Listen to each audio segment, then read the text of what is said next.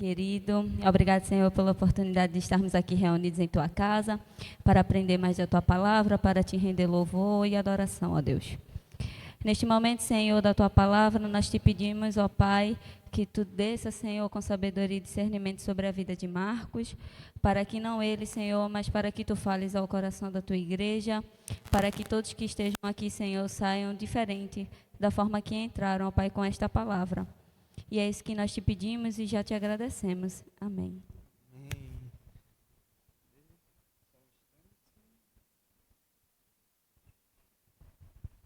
Graça e paz, igreja. Bom dia. Hoje é o último dia, né, do Agosto Jovem, onde a gente teve toda essa juventude motivada, movendo, né, atuando tanto no dízimos e nas ofertas. E é com muita alegria, né, que eu venho trazer um pouco da mensagem de Deus para cada um de vocês, né. O tema da pregação é o extraordinário poder de Deus. E a gente vai trabalhar um pouco, né, já que esse tema foi tão trabalhado durante esses dias, né. Durante todo o mês, a gente viu um pouco da expressão desse poder de Deus, que atua na comunhão dos irmãos, no nosso dia a dia, no nosso ser luz, no nosso pregar, em todas as coisas. Cadê? Ok. Eu vou falar um pouco sobre ações poderosas de Deus. Eu botei um tópicozinho, ações poderosas de Deus. A gente vê que Deus demonstra seu poder desde Gênesis 1:1, que lá está escrito. Pode colocar? Gênesis 1:1.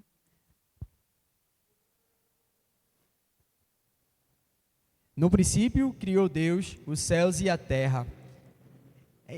Esse verso eu acho muito poderoso. De que maneira? O Senhor, Ele criou tudo. Quando você vai ler o primeiro capítulo de Gênesis, você vê que o Senhor, Ele demonstra seu poder, moldando, projetando, fazendo aquilo que era bom para o seu coração, né? Aquilo que Deus Ele desejava, né? Então Ele molda a terra, Ele cria os animais, Ele povoa, Ele faz com que Ele projeta todas as coisas. Imagina, pra gente, seres humanos, às vezes a gente quer fazer um projeto, às vezes quer, fazer uma reforma dentro de casa, a gente projeta, a gente pensa, a gente faz, e nem sempre sai da maneira que a gente quer, né? Então, o Senhor, Ele demonstra o seu poder, que mesmo tudo que Ele faz, Ele consegue concluir, né? Com perfeição, com exatidão, com bondade, né? E... Ok. O poder de Deus não fica restrito só no mover, fazer coisas dentro da terra ou fazer coisas dentro desse âmbito material, né? O Senhor, Ele faz coisas também poderosas. E no mesmo livro de Gênesis, a gente vê que Deus, Ele criou a humanidade. E cria a única regra que eles não podiam descumprir, que era comer do fruto do conhecimento do bem e do mal. Mas a humanidade, guiada por alguns... toma um caminho errado e acaba comendo desse fruto. Mas mesmo assim, o Senhor, Ele tem misericórdia de toda a humanidade, tem misericórdia, tem compaixão, mesmo nós ainda errando. Então o Senhor, Ele demonstra o seu poder para conosco nas suas misericórdias.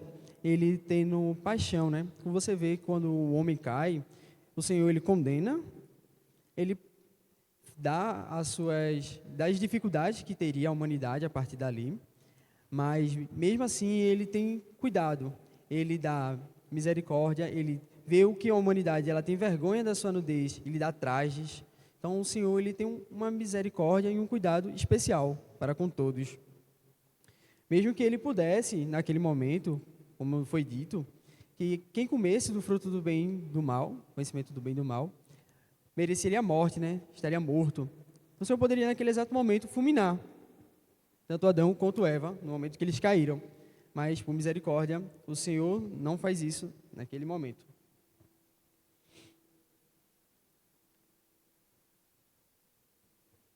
Então, vimos que o Senhor, Ele tem poder para fazer as coisas, mover a terra, criar segundo sua vontade, mas Ele também tem poder para ser misericordioso, para ter paixão com a gente, para cuidar, né, da humanidade. Um terceiro tópico que eu queria trazer é sobre o poder de Deus revelado na história de José. Eu acho muito interessante, principalmente quando você está lendo o Antigo Testamento, você vê que o Senhor, ele demonstra seu poder em vários aspectos, em vários momentos. Na história de José não foi diferente. O Senhor, ele revela um sonho a José, onde toda a sua família, todos os seus irmãos se curvariam diante dele. E isso, para a época, era um status de honraria muito grande. E José era o filho mais novo, de toda essa família. Logo, ele na escala, né, na hierarquia, ele estaria na base, né? Ele seria o último de todos. Mas o Senhor faz com que os últimos se tornem os primeiros, né? Receba toda a glória, Ok. E o Senhor vai demonstrar sua fidelidade para com José em todo o trajeto. De que maneira? Os irmãos tentam tirar, né, tentam fazer com que as promessas de Deus não sejam cumpridas na vida de José, levando ele como escravo, mas o Senhor muda todo o trajeto, conduz todo o caminho para com que na vida de José ele demonstre o seu poder, a sua glória, que é na condução, né, que no final da história você vê que acontece aquilo que o Senhor tinha revelado a José. E ainda mais, ele faz com que aquele que foi vendido como escravo para o Egito, ele volta como governador, né? Como comandante, como honra, né? Então o Senhor, ele tem poder na condução da nossa vida, na condução do nosso viver. Ele faz as coisas segundo as suas vontades, seus desejos. Ok? Tem um quarto tópico que é bem interessante, que quando o Senhor, ele cuida da fertilidade. Eu acho que, às vezes, hoje não é tão problemático, mas para a época, sim. Você vê que as pessoas, quando não tinham filho, ficavam muito tristes, porque não ia deixar descendência, e foi até o mandamento do Senhor, lá no Gênesis, você vê que ele pede para a humanidade procriar-se, né, se multiplicar-se na face da terra, né? Então, isso acaba trazendo muita tristeza para algumas pessoas. Mas o Senhor é o Senhor sobre a fertilidade também. De que maneira? A gente tem o caso de Abraão e Sara, que eram muito velhos, já estavam lá na faixa dos seus 80 e pouco anos, 75, acho. 75 anos, já estavam bem velhos. Sara já tinha passado da menopausa, e o Senhor promete para ela que eles seriam pais de uma geração, de uma multidão de pessoas. Eles, a primeiro momento, olham para aquela promessa, olham para aquele objetivo e dizem: poxa, como é que isso vai ser cumprido na minha vida? Porque, a priori, não tenho mais possibilidade, né? Mas o Senhor atua de maneira extraordinária, de forma poderosa na vida deles, e faz com que eles sejam pais de uma geração inteira, né? Que vem daí o povo de Deus e tudo mais. Um aspecto muito importante sobre essa promessa do filho foi que o Senhor, além de conceder o filho, ele pede a entrega do filho em obediência, né? Futuramente você tem o processo de Abraão, quando ele vai junto com Isaac para o momento do sacrifício, e Deus tinha pedido o seu filho, o filho da promessa, em obediência, como um ato de fé, né? E isso é poderoso, né? Que o milagre, ele não se limita em si mesmo, mas também tem um propósito das bênçãos de Deus, né? Então, o milagre, ele acontece, e o Senhor, ele tem um propósito naquela atuação, né? E tem um tópico, mais um tópicozinho, que é: Deus é poderoso sobre a natureza. Ele controla tudo o que acontece, não só na criação, mas pós a criação. Ele conduz o sol, a chuva e várias outras coisas. Um exemplo que eu queria trazer era sobre quando ele abriu o Mar Vermelho para o povo de Israel ele passar. Ele tinha um objetivo claro quando ele deu a Moisés, que ele tinha que chegar, levar o povo para a Terra Prometida. Mas, quando Moisés ele depara com o mar, ele olha e diz: como é que eu vou passar, né, sobre esse mar? Como é que eu vou atravessar, né? Estou sendo perseguido, mas somente o Senhor tem poder para fazer mudar a situação. E o Senhor, de maneira poderosa, faz com que o mar seja aberto, né, e o povo passe aos pés secos durante todo o trajeto. Nessa mesma história do Êxodo, você vê que o Senhor ele mostra seu poder também em vários outros pontos, né? De que maneira? Ele desce uma coluna de fogo durante a noite para dar direção, né, ao povo, segundo para eles irem, né, para a terra prometida. E durante o dia tem uma nuvem que também os guiavam, né, segundo o seu trajeto, segundo aonde Deus queria trazer eles. Ok.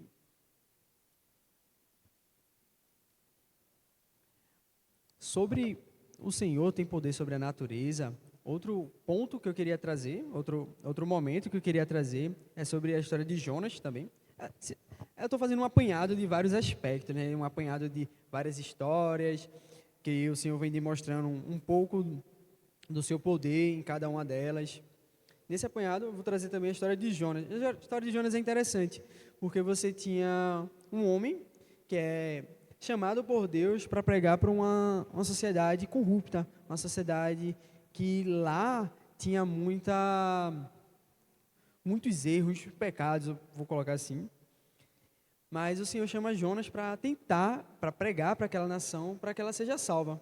E Jonas olha para tudo aquilo e diz: Oxe, eu vou para aquele lugar não vou para lá, porque se eu for para lá, o pessoal vai querer me matar, eles também não prestam para nada, e de vários outros adjetivos, né? Então, Deus chama Jonas para pregar para Nínive, mas ele, com um ato de rebeldia, ele tenta ir para outra cidade, tenta ir para outro lugar. Está bem alto o retorno. Tenta ir para outro lugar, mas o Senhor, ele conduz toda a situação, faz o mar se revoltar, move todo o processo, né? E até que Jonas é jogado ao mar, né? Então você vê que Jonas se rebelou contra Deus, Jonas é jogado ao mar, e o Senhor faz com que Jonas ele seja tragado por um peixe e passe 3 dias na boca do peixe. Uma coisa muito interessante que acontece na história de Jonas é que quando ele é tragado, ele tem uma oração, acho que é o capítulo 3 de Jonas. Você vê que ele ora a Deus se arrependendo de tudo aquilo. Então, você tem 2 Jonas que aparecem nessa história, né? O Jonas que entrou no barco, indo para outra cidade, e o Jonas que é cuspido na praia novamente, 3 dias após. Você tem um Jonas que se arrepende de tudo aquilo e prega para a cidade de Nínive, onde toda a nação e que toda a nação depois se arrepende, o rei se veste de pano de saco e se converte, né, dos seus maus caminhos e se volta para Deus. E isso nos ensina que devemos ser obedientes. Nos ensina que o Senhor nos chama também para a obediência. E na obediência, o Senhor demonstra o seu poder para conosco, né? Então, a gente tem um apanhado de vários aspectos, né? A gente tem o Senhor que molda a terra, o Senhor que planeja, o Senhor que tem cuidado, o Senhor que faz o impossível acontecer, o Senhor que é poderoso para fazer não aquilo que meus olhos é capaz de entender, mas sim aquilo que Ele quer fazer. Deus faz sem que precisa haver um motivo tipo, precisa que isso aconteça para que isso aconteça. Não. O Senhor, Ele faz as coisas sem que necessite de motivos. Mas ok, eu trouxe todos esses aspectos para tentar convencer a vocês de que Deus é muito poderoso. Mas os pontos que eu trouxe, eles são, acho que, a ponta do iceberg do que é o poder de Deus. O que é, de fato, o poder de Deus. Acho que eles são até que, meio que, eu poderia dizer até que bobos, comparados com a revelação de Deus em Cristo Jesus. Isso sim é a revelação do poder de Deus aqui na Terra.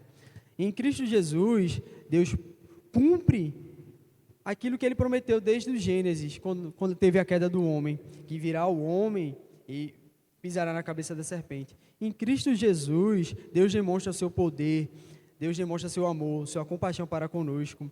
Assim como ele teve na cidade de Nínive, Deus ele tem paixão, né, para salvar os homens perdidos, né, de seus maus caminhos. Toda essa argumentativa que eu trouxe, ela está baseada em Efésios 1, do 19 ao 20.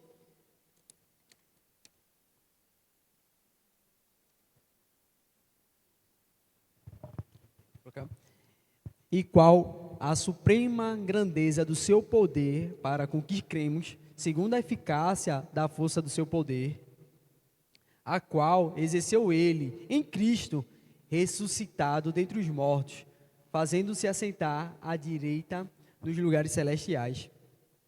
Vocês entendem que o Senhor, ele demonstra o seu poder de maneira grandiosa em Cristo Jesus. A gente vê que Cristo estava desde o princípio. Lá em João 1:1, nós temos: no princípio era o Verbo, e o Verbo estava com Deus, e o Verbo era Deus. Nessa citação é um paralelo do Gênesis 1:1, mas esse verbo que aparece é o próprio Cristo. João ele tenta relatar, trazer, né, que Jesus estava com Deus e era Deus desde o começo de tudo. Então o Senhor ele tem amor para conosco e demonstrado em Cristo Jesus. E assim como ele pede na fertilidade lá com Abraão, ele também entrega seu filho por amor de nós, por amor de nós, né? Para que nós possamos ter e entender, né, quão grande e poderoso é esse Deus a qual servimos, né? Ele mostra também que não há limites, faz da virgem dar filho ao Salvador, né? Faz com que aquilo que era literalmente possível, imagina, se era já difícil lá na antiguidade, que os velhos pudessem ter filhos, Deus faz o impossível, que é aquela que nunca conheceu sexualmente uma pessoa, dar luz, não apenas a mais um menino, mas sim o próprio Salvador, né? Então não há nenhuma demonstração de poder de Deus maior do que na ressurreição de Cristo Jesus. Teve uma vez, o pastor Alexandre, ele estava numa pregação, e ele mostra pra gente uma frase do falecido Papa Francisco, que ele mostra, pega a Bíblia, ele levanta e diz, essa é a história do fracasso de Deus. Digo pelo contrário, a história que ele queria citar, que ele levantou, na verdade, é a história do poder de Deus demonstrado para conosco, do amor de Deus para conosco. Que na ressurreição de Cristo, nós temos a suprema expressão do extraordinário poder de Deus. Então, a gente tem que lembrar que Deus, ele criou o mundo, que Deus, ele é fiel para conosco, que Deus, ele opera milagres, por mais que não sejam visíveis aos nossos olhos, que não seja, às vezes, possível aos nossos olhos, mas Deus vai operar, independente se tem explicação ou não. E que o extraordinário poder de Deus não tem limite. Ele não está contido nas nossas percepções. Em Salmos 66:7, ele fala: ele governa para sempre com o seu poder. Seus olhos vigiam as nações e que os rebeldes não se levantem contra ele.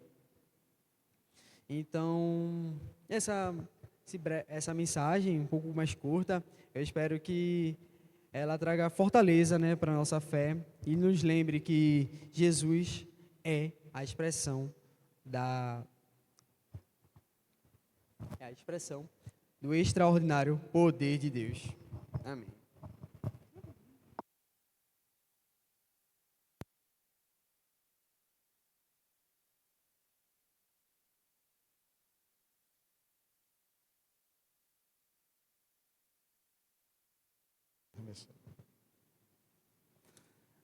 A gente agradece a Deus, né? A mensagem do Papai do Céu, que aponta do extraordinário poder de Deus, do início, né? Quando ele chegou a atuar, para a ação preparada desde lá de trás, em seu poder, a ação através de Jesus Cristo, que ele, através da sua graça, nos reaproxima de Deus, e através do seu poder. Uma coisa incrível é que Jesus Cristo, na ação, na condução de Deus, o próprio Deus pisou aqui na terra, se fez como um de nós, para que ele pudesse nos resgatar. Então tudo isso, Daniel falou, é maravilhoso e serve para a nossa reflexão, nosso dia a dia, o quanto esse poder de Deus e o quanto o seu amor aponta para cada um de nós. Deus abençoe, Daniel. Cada dia a gente vai orar agradecendo a Deus aqui, tá? Para depois passar para os meninos aí na condução. Paizinho querido, obrigado pela atuação na humanidade. A atuação, Pai, desde a nossa criação, desde a criação dos homens, que culmina com teu ato através de Jesus Cristo para a salvação de todos e a reaproximação da humanidade para contigo.